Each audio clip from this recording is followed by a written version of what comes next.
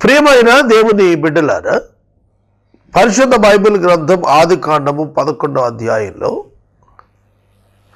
భూమి మీద United humanity, మానవ జాతి ఏకజాతిగా ఉన్న దినాలవి. నోవహు జలప్రళయం తరువాత నోవహు కుమారులైన హాము, షేము, యాపేతుల యొక్క కుటుంబాలు వర్ధిల్లిన తరువాత, పెరిగిన తరువాత, విస్తరించిన తరువాత, పెలగు కాలములో దేశాలుగా విభజింపబడిన తరువాత, షీనారు దేశమందు ఒక మైదానము తూర్పు భాగపు ప్రయాణములో వారికి కనపడింది. తూర్పు దిక్కుకు ప్రయాణం చేస్తూ వచ్చారు. జనములు విస్తరించారు, సంతానాలు విస్తరించాయి, వంశాలు విస్తరించాయి, భూమి మీద మనుషులు వ్యాపించారు. ఆ వ్యాపించిన మనుషులందరూ తూర్పు దిక్కుకు రావటం ప్రారంభించారు. అప్పటికే అబ్రహాము యొక్క కాలము నాటికే మనుషులు విగ్రహారాధికులు అయిపోయారు. మానవ జాతి యొక్క దౌర్భాగ్యత ఏమిటంటే, మానవుడు పాపం చేసిన తరువాత దేవుడు ఏదేను నుండి అతనిని బయటకు పంపించేసిన తరువాత వారు సంతానోత్పత్తి కలిగి విస్తరించడం ప్రారంభించారు. అలా విస్తరిస్తున్నప్పుడు వారికి దేవుని యొక్క ప్రత్యక్షతలు లేక, మనం ఆదికాండం 4వ అధ్యాయం నుండి 6వ అధ్యాయానికి వచ్చేటప్పటికి మధ్యలో ఆదాము యొక్క సంతతి బహుగా విస్తరించి దేశంగా వర్ధిల్లిపోయినట్టుగా కనబడుతుంది. నోవహు కాలంలో నోవహు ఒక్కడు మాత్రమే దేవుడు ఆకాశం నుండి చూడగా నీతిమంతుడిగా కనపడ్డాడు. మిగిలిన వారంతా మార్గం తప్పిపోయారు. 6వ అధ్యాయం ఆదికాండం సాక్ష్యం ఇచ్చింది. దేవుడు భూమి మీద ఒక్క కుటుంబాన్ని మిగిల్చి మిగతా వాళ్ళందరినీ నాశనం చేయాలనుకున్నాడు. జలప్రళయం ఇస్తా అన్నాడు. 120 సంవత్సరాలు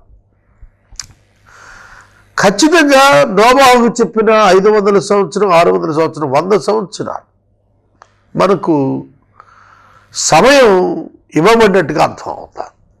జలప్రళయం అనంతరం భూమి మీద ఉన్న నరులందరూ తుడిచిపెట్టుకుపోయారు. హాము, షేము, యాపేతు నోవహు కుమారులు మాత్రమే జీవించారు. వారి యొక్క సంతానములో నుండి జనం విస్తరించారు. ఆ విస్తరించిన జనం కూడాను నోవహు దేవుని గురించి ఎరిగిన వాడుగా ఉన్నప్పటికీ, నోవహు కుమారులు హాము, షేము, యాపేతు దేవుని గురించి ఎరిగిన వారుగా ఉన్నప్పటికీ, ఆ తర్వాత తరాల వారు దేవోక్తి లేక వారు విగ్రహారాధన వైపు వెళ్ళిపోయారు. అక్కడే మతానికి పునాది పడింది. మానవుడు దేవుణ్ణి వెతుక్కోవటం ప్రారంభించాడే, అక్కడే మతాలు ప్రారంభమయ్యాయి. ఒక్కొక్క మతం ఒక్కొక్క విధంగా దేవుని చేరటానికి మనుషులకు ఇచ్చినటువంటి సాంప్రదాయ భక్తితో కూడినటువంటి ప్రయత్నం. అట్లాంటి ప్రయత్నాల్లో ఏకజాతిగా ఉన్నటువంటి ప్రజలు దేవుడు మన యొద్దకు రావాలి అంటే ఒక ద్వారం కావాలి. కనుక ఆ ద్వారము అనేటువంటి ఒక అభిప్రాయం వచ్చేటట్లుగా gate of God, Babel, gate of God, దేవుడు ప్రవేశించే ఒక ద్వారంగా ఉండాలి అని ఒక గొప్ప కట్టడాన్ని కట్టాలనుకున్నారు. ఆ కట్టడం ఏ విధంగా వాళ్ళు నిర్మాణం చేయబోనుకున్నారు చూస్తే ఆశ్చర్యం. ఆ దినములలో ఒక్క భాష ఉన్నది, ఒక్క జనాంగముగా ఉన్నారు. భూమి అంతటా ఒక భాషయు ఒక్క పలుకు ఉండెను. Now the whole earth had one language and the same words. ఇప్పుడు మనకి కలము తెలుగులో, పెన్ను ఇంగ్లీష్లో కదా, అట్లా ఒక్కొక్క భాషలో ఒక్కొక్క వర్డ్ వచ్చేసింది. ఇది ఎప్పుడు వచ్చింది, ఎట్లా వచ్చింది? ఒకప్పుడు ఒక్క పలుకే ఉంది, ఒక్క మాటే ఉంది, ఒక దానికి ఒక పేరే, రెండు పేర్లు లేవు, ఒక్కదానికి ఒక పేరే. అది ప్రజల్లో తెలిసింది.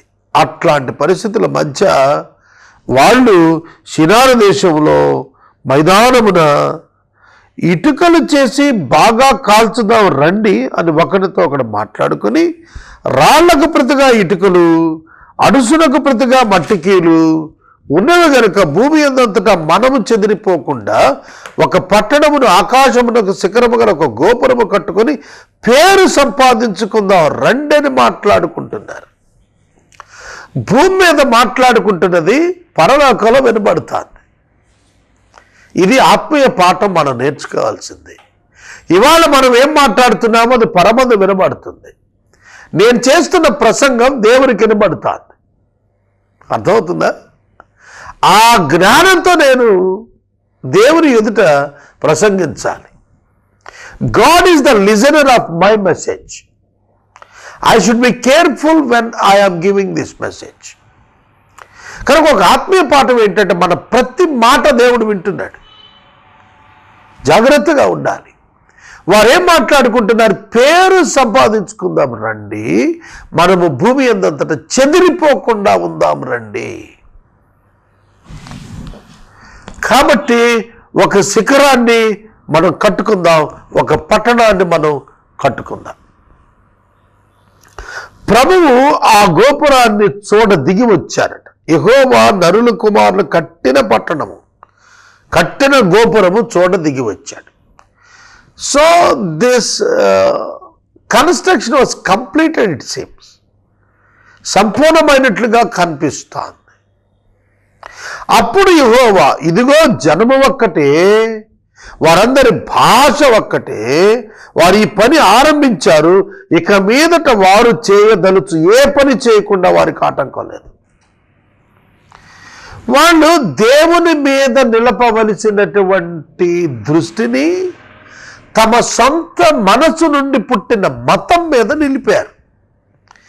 If I can't stop this type of works in the people, how can they be saved? వాళ్ళు ఎలా రక్షించబడతారు?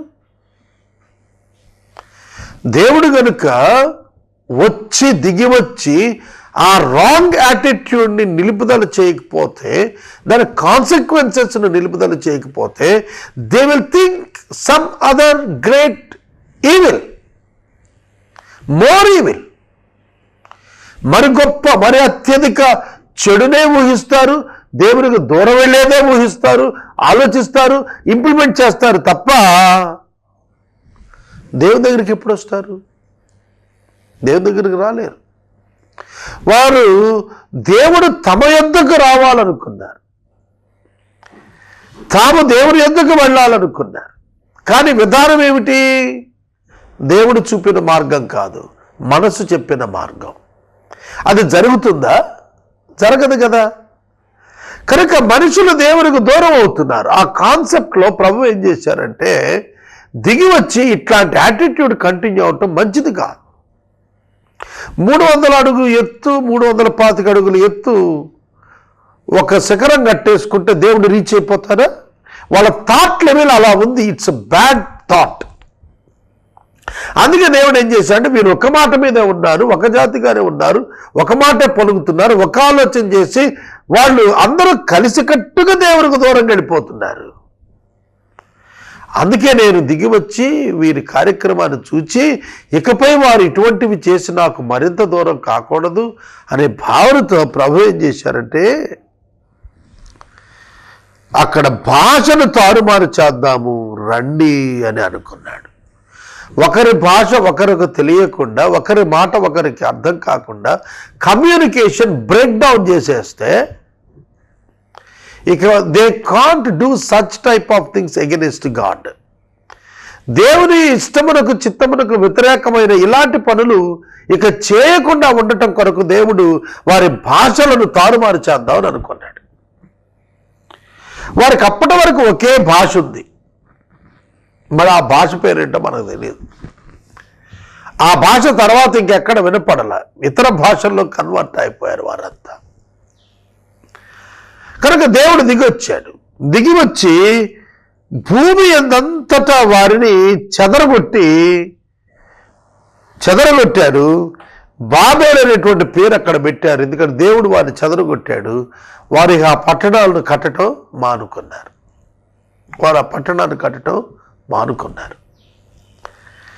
దానికి బాబేలు అని పేరు పెట్టారు, ఎందుకంటే అక్కడ యెహోవా భూజనులందరి భాషను తారుమారు చేశాడు. బాబేలు అంటే తారుమారు, కన్ఫ్యూజన్, తారుమారు అని అర్థం. ఒకటి మాట్లాడితే ఇంకోటి మాట్లాడతాడు. మనం మంచినీరు బాటిల్ కొనటానికి మెడ్రాస్ రైల్వే స్టేషన్లో నిలబడి ఈ బాటిల్ ఎంత అని తెలుగులో అడిగితే వాడు జవాబు చెప్పలేడు, తమిళంలో అడగాలి. మనం తెలుగులో మాట్లాడింది వాడికి అర్థం కాదు, వాడు తమిళంలో రేటు చెబుతాడు, మనకు అర్థం కాదు. అలాగే ఢిల్లీ వెళ్ళి నువ్వు తెలుగులో మంచినీళ్ళ మాట్లాడితే హిందీ వాడికి అర్థం కాదు, వాడు హిందీలో దాని రేటు చెబితే నీకు అర్థం కాదు. అర్థమైందా? మీకు తెలుస్తుందా? కనుక దేవుడు ఏం చేశాడంటే భాషలు వేరు చేశాడు. అక్కడే ఈ లాంగ్వేజెస్ అన్నీ కూడా వచ్చాయి. వీటిని భాషల మీద డాక్టరేట్స్ చేసినటువంటి వారు అనేకులు చెప్పింది ఏమిటంటే మెయిన్ లాంగ్వేజ్ నుంచి స్లాంగ్స్ ఇవన్నీ కూడా డివైడ్ అవుతూ వచ్చాయి. మూలాలన్నీ ఒకలాగే కలిసి ఉంటూ ఉంటాయి. భాషలు మీరు చూడండి, అమ్మ అంటే హిందీలో మా అని ఉంటుంది, ఇంగ్లీష్లో మదర్ అని ఉంటుంది. మా కామన్గా వస్తా. కనుక ఈ యొక్క భాషలు ఒక భాష నుండే వచ్చాయి కాబట్టి అవి విడిపోతూ వెళుతున్నప్పుడు వాటి యొక్క సంజ్ఞలు, శబ్దాలు వాళ్ళు ఏర్పరచుకున్నారు. ఇప్పటికీ భారతదేశంలో లిపిలేని భాషలు ఉన్నాయి, లిపిలేనటువంటి భాషలు ఉన్నాయి. అవి శబ్దాలతో ఏర్పరచుకున్నారు, వాటికి లిపి లేదు. లంబాడీ భాషకు లిపి తయారు చేస్తున్నారు. ఒక 20 సంవత్సరాల క్రితం నేను రేడియో విశ్వవాణిలో పనిచేసినటువంటి దినాల్లో లంబాడీ భాష తెలుగులోనే దాన్ని ముద్రించి, ఆ భాషనే తెలుగులో ముద్రించి తీసుకెళ్ళాం, ట్రాన్స్లిటరేషన్. ఇప్పుడు చూడండి, మనం తెలుగులో ఇంగ్లీష్ మాటల్ని వాట్సాప్లో అట్లా పంపిస్తున్నాం. బాగున్నావా, హౌ ఆర్ యూ, ఎలా ఉన్నావు అంటే ఈఎల్ఏ ఎలా, యుఎన్ఎన్ఏవి క్వశ్చన్ మార్క్ వేస్తున్నాం. అంటే తెలుగు భాషని ఇంగ్లీష్ అక్షరాలతో అవతల కమ్యూనికేట్ చేస్తున్నాం.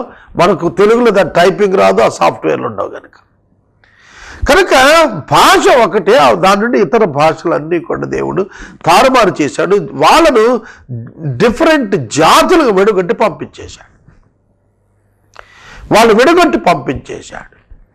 పంపించినప్పుడు వాళ్ళు ప్రపంచం అంతా కూడా చెదిరిపోయారు, భూమి అంతటా చెదిరిపోయారు. అలా చెదరటం ప్రారంభించారు. ఒక్కొక్క జాతి నుంచి ఒక్కొక్కరు అలా చెదురుకుంటూ పోయారు. ఇంకా మనం బైబిల్లో చూస్తే అబ్రహాము తన కుమారుడైన ఇష్మాయేలును ఇస్సాకుతో ఉండకుండా పంపించేశాడు. ఇష్మాయేలు వెళ్ళి ఇష్మాయేలీయులుగా ఎదిగారు వారి సంతతి. అలాగే ఇస్సాకుతో ఉండకుండా కెతూరాకు అబ్రహాము ద్వారా పుట్టిన 6 కుమారులను తూర్పు దిక్కుకు పంపించాడు అబ్రహాము. పంపించినప్పుడు అందులో మిద్యాను ఉన్నాడు. మోషే కాలంలో మిద్యాను దేశానికి మోషే వెళ్ళాడు. అక్కడ మిద్యానీయుడైనటువంటి ఇత్రో, సిపోరా అనే కుమార్తెను, ఇతర 6 కుమార్తెలను కలిగి ఉన్నాడు. కాబట్టి కాలక్రమంలో కొన్ని వందల సంవత్సరాల్లో కొన్ని జాతులుగా వాళ్ళు డెవలప్ అవుతూ వచ్చారు. యాకోబు సిరియాకు వెళ్ళినప్పుడు, యాకోబు మామగారింటికి లాబాను యొద్దకు పద్దనరాముకు వెళ్ళినప్పుడు ఒంటరిగా వెళ్ళాడు. తిరిగి వచ్చేటప్పుడు 11 మంది కుమార్తెతో వచ్చాడు. మార్గ మధ్యలో మరొక కుమారుని అన్నాడు. 12 మంది అయ్యారు. వాళ్ళు మోషే కాలానికి వచ్చేటప్పటికి వాళ్ళంతా ఐగుప్తులో ఒక జాతిగా ఉన్నారు, కానీ దేశం లేదు వాళ్ళకి. మోషే వాళ్ళని విడిపించి తీసుకొని వచ్చిన తర్వాత యెహోషువ వాళ్ళను కనాను దేశానికి యోర్దాను దాటింపజేసి తీసుకెళ్ళిన తర్వాత వాళ్ళకు దేశంగా ఏర్పడటానికి అక్కడ ఉన్న జాతులన్నీ పారద్రోలి యెహోషువ నాయకత్వంలో ఒక దేశంగా వచ్చారు. మనం గమనిస్తే ఆ తర్వాత మళ్ళా సొలొమోను తర్వాత రాజ్యం రెండుగా విడిపోయింది. ఉత్తర రాజ్యం దక్షిణ రాజ్యంగా విడిపోయింది. బబులోను తిరిగి వచ్చినాక వాళ్ళు ఏకరాజ్యంగా ఉన్నారు. ఇలా మనం చూస్తున్నప్పుడు దేశాలు విడిపోవటం, కలవటం, ముక్కలవటం, చెక్కలవటం, కలిసిపోవటం ఇలా అర్థమవుతూ వస్తుంది.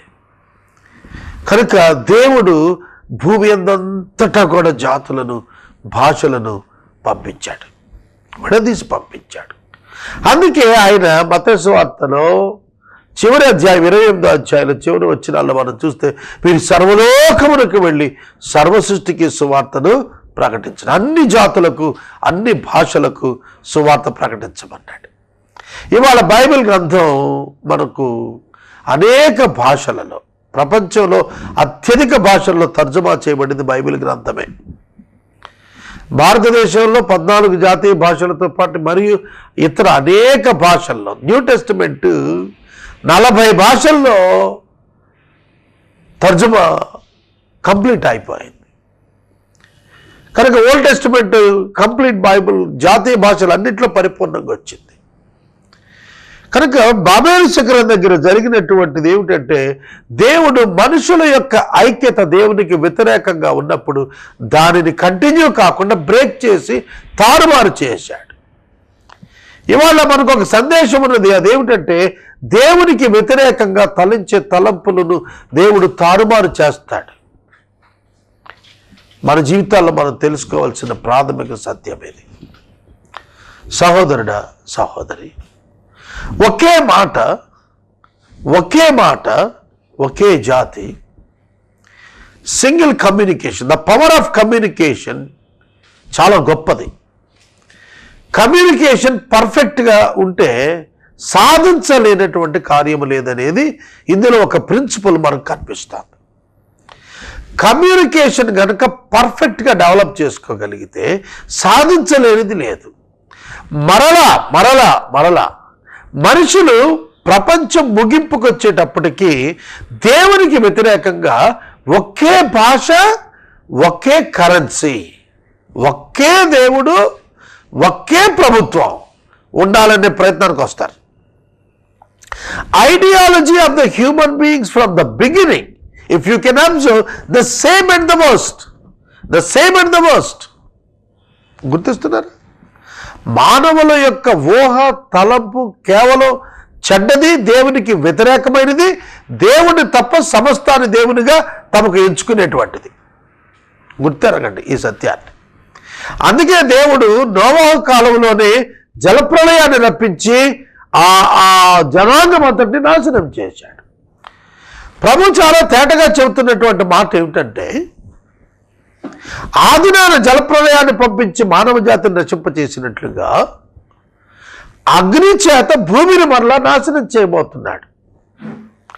అయితే ఆనాడు 8 మందిని బయటకు తీశాడు నీటి నుండి, ఇప్పుడు సంఘమును వెలుపటికి తీస్తాడు. అది మనం గుర్తెరగాలి. నూతన ఆకాశం నూతన భూమి మీదకు, నూతన ఆకాశము నూతన భూమి మీదకు వెళ్ళేటువంటి ఒక ఏర్పరచబడిన సమూహాన్ని దేవుడు వేరు చేసిన తర్వాత ఈ భూమి మీద సమస్తాన్ని నాశనం చేస్తాడు. జడ్జిమెంట్ తర్వాత పాపము కారణముగా, క్రీస్తును అంగీకరించిన కారణముగా వారందరూ అగ్నిగుండంలో వేస్తాడు. కనుక మనం గుర్తించాల్సినటువంటి ప్రాథమికమైనటువంటి సత్యం ఏమిటంటే, మనుషులు దేవుని తెలుసుకోవాలి. దేవుని తెలుసుకొని వారు పాపం యొక్క శిక్షణ వారి జీవితంలో వారు అనుభవిస్తారు, వారు తీర్పుకు గురవుతారు. కాబట్టి దేవుని యొద్దకు రావాలి తప్ప దేవునికి వ్యతిరేకమైనటువంటి విధానాలను ఎన్నిక చేసుకున్నట్టు కాదు, దేవునికి వ్యతిరేకమైనటువంటి పద్ధతులను వృద్ధి చేసుకున్నట్టు కాదు, దేవునికి దూరంగా వెళ్ళేటువంటి విశేషమైనటువంటి పద్ధతులను మనం ఏర్పరచుకున్నట్టు కాదు. ఆదికాండం 6వ అధ్యాయంలో దేవుడు వారికి ఏర్పరిచిన మార్గములను వారు చెరిపివేసుకున్నారట. మార్గాలు చెరిపేసుకున్నారు. ఈనాడు నేను మనవి చేస్తున్నాను, మార్గములు చెరుపుకున్నటువంటి ఆనాటి ప్రజలు ఏ విధంగా శిక్ష అనుభవించారో, దేవుడిచ్చిన మార్గమైన యేసుక్రీస్తు ప్రభువును అంగీకరించినటువంటి వారు కూడా భయంకరమైన అగ్నిగుండానికి లోనవుతారు. ఆ కారణం చేత దేవాది దేవుడు తన యేసుక్రీస్తును ఈ లోకానికి పంపించి మానవులు రక్షించబడటానికి, ఆనాటి మానవులు తమ మత విధానం చేత ఏర్పరచుకున్న కన్ఫ్యూజన్ స్టేట్ నుంచి క్లారిటీ స్టేట్కి వాళ్ళు రప్పించడానికి యేసుక్రీస్తుని ఈ లోకానికి పంపించాడు. ఒకప్పుడు దేవుడు అంటే ఎవరో తెలియని జనాంగానికి దేవుడు ఇదిగో ఇలా ఉన్నాడు అని చెప్పడానికి, దేవుని యొక్క ప్రేమను మానవ జాతికి కనపరచడానికి, తన ప్రాణాన్ని అర్పించడానికి వచ్చిన యేసుక్రీస్తు ప్రభువునందు తన ప్రత్యక్షతను మానవులకు తెలియపరిచాడు. ఈ సత్యాన్ని సమస్త లోకం తెలుసుకోవాలని ఈ సువార్త లోకమందంతటా ప్రచారం చేయిస్తున్నాడు. నమ్మి బాప్తిసం పొందినవాడు రక్షించబడతాడు. కావున బాబేలు వంటి కన్ఫ్యూజన్ వదిలిపెట్టి మానవ ఐక్యత చేత దేవునికి దూరంగా వెళ్ళాలనే భావనను వదిలిపెట్టి దేవుని చెంతకు రావాలి, క్రీస్తు ద్వారా మార్గమున్నది అనే సత్యమును తెలుసుకొని ప్రభు దగ్గరికి రావాలని నేర్పించబడుతున్నాము.